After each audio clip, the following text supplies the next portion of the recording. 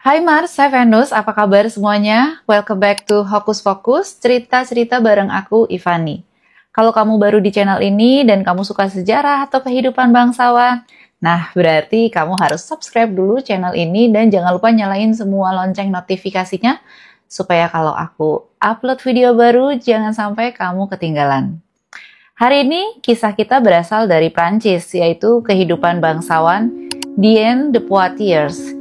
Dia adalah selir dari Raja Henry II of France yang terpaut usia sangat jauh, sekitar 20 tahun.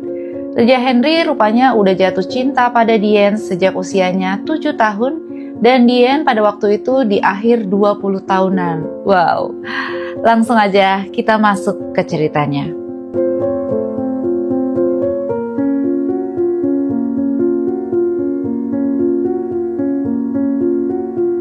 Selama masa pemerintahan Henry II, ada satu sosok wanita yang gak pernah jauh dari sisi sang raja dan meninggalkan jejak begitu dalam sejarah istana Prancis, Diane de Poitiers.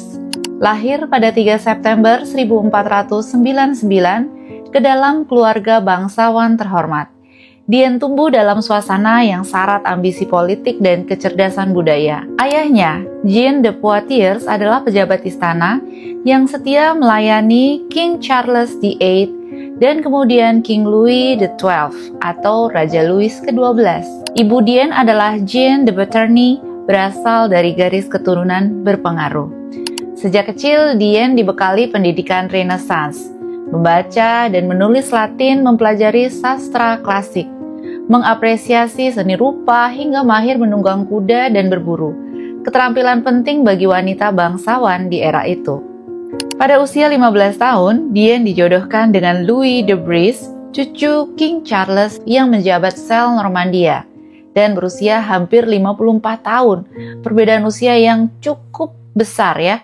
Pernikahan ini jelas bukan soal cinta-cintaan, melainkan aliansi strategis demi menaikkan kedudukan keluarga Poitiers. Louis, suaminya yang dikenal pragmatis dan setia, mempercayakan urusan rumah tangga dan pengelolaan harta pada Diane. Tak lama setelah menikah, Diane ini juga memulai karir politiknya. Diane tuh mulai diangkat menjadi dayang pengantar bagi Ratu Claude. Dan setelah Ratu meninggal, dia terus melayani ibu sang raja yang bernama Louis de Savoie. Dan dari pernikahannya dengan Louis, suaminya ini ya, dia lahir 2 putri yang bernama Louise dan François. Di sini cukup banyak nama Louis, jangan bingung ya guys. 2 putrinya si Diane ini dia didik dengan pendidikan istana yang setara dengan dirinya. Ketika suaminya meninggal mendadak pada 1531, Diane berusia 31 tahun dan berubah status menjadi janda. Alih-alih bersembunyi dalam duka, dia mengenakan busana hitam putih yang menopang citra kesetiaan sekaligus menunjukkan keteguhan hatinya. Dari Chateau de Bailleul, Diane mengambil alih pengelolaan estate keluarganya. Dia menengahi sengketa lahan, merancang perjanjian sewa, dan memastikan produksi pertanian tetap menguntungkan. Semua di tengah sistem hukum yang sangat memihak pada kaum pria. Jadi Diane itu pinter banget dalam menandatangani kontrak dan melindungi warisan putrinya. Ini membuktikan dia bukan sekedar wanita yang cantik aja, melainkan juga administrator ulung. Pertemuannya dengan Pangeran Henry yang kelak menjadi Henry II berawal pada tahun 1520-an, ketika Diane melayani sebagai dayang Ratu Claude. Saat itu Diane berusia awal 20-an, Henry baru berumur 6 atau 7 tahun. Dengan perbedaan umur sejauh itu, Diane berperan seperti ibu pembimbing pangeran soal adab istana dan pendidikan-pendidikan lainnya. Namun kesan mendalam mengenai kecerdasan, ketenangan, dan kecantikan Diane ini teringat banget di dalam hati Henry sejak dini. Pada 1526, Pangeran Henry ditahan sebagai sandera di Spanyol sesuai perjanjian Madrid. Saat diberangkatkan, Diane memberikan kecupan perpisahan, momen emosional bagi Henry yang baru berumur 7 tahun. Pengasingannya di Spanyol selama 4 tahun meninggalkan trauma mendalam, membentuk pribadi Henry menjadi pendiam dan penuh rasa tanggung jawab.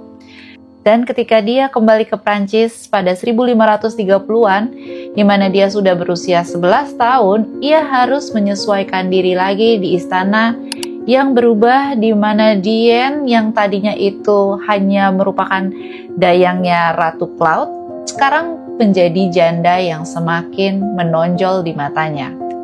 Diane kemudian menjadi pembimbing utama Henry, mengajarinya filsafat, sejarah, seni, diplomasi, dan tata cara formal. Keduanya juga berbagi hobi baru yang mempererat ikatan di luar protokol istana. Henry tumbuh dewasa, kekagumannya pada Diane bertransformasi menjadi cinta yang mendalam. Diane melihat peluang ini tentunya. Dia juga membalas cintanya si Henry, calon raja ini, dengan hubungan yang sangat mendalam dan berkembang pada saat Henry dewasa nanti. Pada tahun 1534, ketika dia berusia 15 tahun, Pangeran Henry resmi memperkenalkan Diane sebagai selirnya. Dalam keheningan aula istana, Diane mengajari seluk-beluk cinta, mempelajari juga seksualitas, dan kesenangan pelajaran yang gak ada dia dapat dari pendidikan formal biasa. Di mata Henry, Diane gak hanya pendamping, melainkan juga kekasih dan guru yang membukakan matanya tentang kebahagiaan duniawi. Jadi si Henry yang baru beranjak dewasa, dari ABG beranjak dewasa, dia langsung dipepet terus sama Diane de Poitiers, selirnya ini. Meskipun Henry pada akhirnya menikahi Catherine de Medici pada 1533, kasih sayang raja jatuh pada Diane. Ia mengangkat Diane menjadi favorit resmi kerajaan dan bahkan menjadikannya anggota tetap Dewan Rahasia Istana. Langkah yang membuat Catherine, permaisurinya, terkepung rasa nggak berdaya dan kebingungan. Hubungan Henry dan Diane menimbulkan ketegangan di antara para bangsawan dan di hati Catherine. Di satu sisi, Catherine tetap menunaikan tugasnya sebagai ratu. Walau secara pribadi, Catherine selalu merasa menjadi orang ketiga karena Catherine memang belakangan.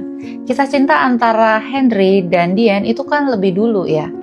Dalam rumah tangganya ini, Catherine merasa dia sangat-sangat nggak berdaya. Dia menahan gejolak hatinya, memilih tidak mengeluh di muka publik, dan menerima kenyataan bahwa kekasih suaminya berstatus selir yang resmi. Saat raja dan ratu ini belum juga dikaruniai anak pewaris, Diane juga turun tangan dengan kecermatan politiknya. Dia mendorong Henry agar nggak abai terhadap kewajiban suami. Di balik tirai kamar tidur kerajaan, Diane memberikan nasihat halus juga kepada Catherine agar sang ratu mampu melahirkan. Berkat campur tangan Diane, Catherine akhirnya setelah 10 tahun menikah melahirkan 10 anak. 3 diantaranya kelak menjadi Raja Prancis, yaitu François yang kedua, Raja Charles ke-9, dan Raja Henry ketiga. Keberhasilan ini sekaligus mengokohkan posisi Diane di mata rakyat dan bangsawan. Diane gak berhenti di situ. Dengan statusnya sebagai favorit atau selir yang resmi dan sudah pasti selir yang kelihatan banget di mata umum dicintai oleh raja, meski nggak berstatus resmi ratu, dia juga membangun jaringan patronase yang luas. Bangsawan dalam negeri dan utusan asing berlomba memohon dukungan, berharap mendapat jatah jabatan, tanah, dan harta peninggalan. Diane sering tampak di turnamen dan perayaan, mengenakan pakaian warna hitam putih miliknya, sampai orang mengenalnya sebagai wanita bayangan sang raja. Tiap dokumen resmi yang dia setujui memuat inisial H dan D, yang berarti Henry dan Diane, simbol kemitraannya dengan Henry, yang dipajang demi menegaskan kekuasaannya di hadapan publik. Disinilah kisah perang dingin yang sunyi antara Diane dan Catherine itu makin mendalam.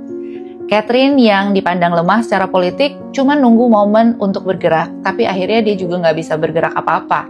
Sampai akhir hayatnya Henry, dia cuma bisa menahan diri, memilih menjaga kehormatan mahkota. Sebaliknya Diane yang juga merupakan selir istana, dia juga menghormati protokol istana, dia tidak menyingkirkan peran resmi Catherine sebagai permaisuri. Jadi konflik terbuka berhasil mereka hindari. Pada 10 Juli 1559, takdir berkata lain. Henry terjatuh saat berlaga di turnamen Paris, dan sepotong tombak lawan menembus helmnya dan menusuk otaknya. Setelah 10 hari yang menyiksa, raja akhirnya meninggal. Dengan tiadanya sang pelindung, kekuasaan Diane langsung runtuh. Catherine de Medici kini sebagai Queen Mother dan Regent bagi anak mereka, yaitu Francois II yang langsung diangkat menjadi raja, membuat Catherine de Medici menjadi berkuasa atas Diane de Poitiers. Catherine segera merebut kembali Château de Senanchou serta menghapus setiap jejak simbol Diane. Sang selir akhirnya diasingkan dan dia kembali ke Château d'Anet yang dulu pernah dia sulap menjadi mahakarya Renaissance. Diane tinggal terpinggirkan, tapi dia juga nggak susah-susah banget karena sebelumnya dia memang merupakan janda yang kaya. Dia terus mengurus estetnya hingga kecelakaan menunggang kuda pada 1565. Ini membuatnya terbaring lemah. Dan akhirnya dia menghembuskan nafas terakhirnya pada 25 April 1566. Kamu bayangin kalau kamu jadi Catherine de Medici, permaisuri Raja Henry II ini gimana rasanya?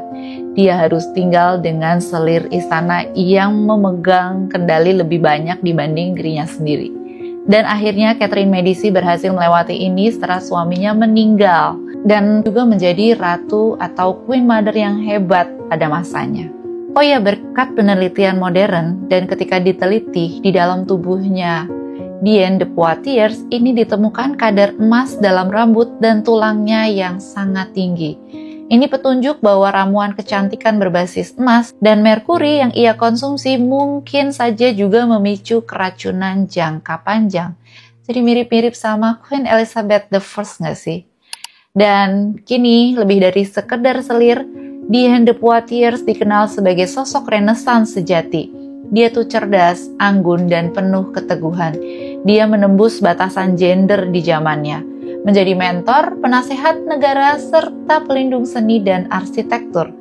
Meski kisahnya berakhir dengan pengasingan, ketegaran dan kecerdasannya tetap abadi sebagai inspirasi betapa satu wanita mampu mengubah jalannya sejarah Prancis, walaupun statusnya cuma seorang gundik istana. What do you think, guys? Makasih banget buat kalian yang udah dengerin cerita aku dari awal hingga akhir. Mau cerita apa lagi kita? Tentunya nanti aku bakal bawain cerita yang seru-seru lagi. Jangan lupa selalu dukung aku dengan subscribe, like, dan share juga ke teman-teman kalian yang lain. See you in my next video. Bye!